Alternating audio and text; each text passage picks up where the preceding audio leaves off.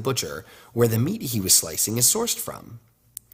So the Sicilian man, speaking no English, is gesturing, right? And you know Italians gesture. He's trying to explain where the meat comes from, and it's going right over the head of the tourist. So watching this very comical breakdown in conversation, I'm understanding everything perfectly. So I pull out a paper and a pen, and I translate what the butcher is saying, and I hand it over to the tourist and explain, this is what he's trying to tell you. So there I am, the deaf person, translating for two hearing people. And in that situation, they're the ones disabled, not me. While that story is ironic, it happens so many times when I meet people in other countries. I'm always amazed to meet locals in other countries and their ability to gesticulate and communicate with me, often quite easily. And I would always tell myself to visit the local deaf schools and to make time to meet deaf locals.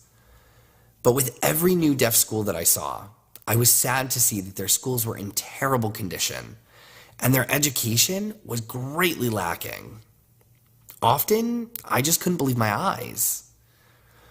When I would meet deaf adults, I realized a common thread very quickly.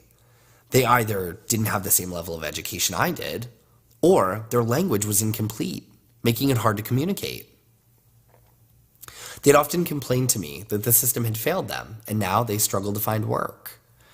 And I kept asking myself, why is this happening, and why is this happening so often?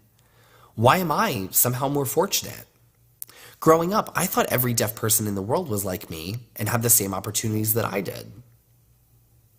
So in returning to the United States, I decided to do some research on the topic, and what I found shocked me.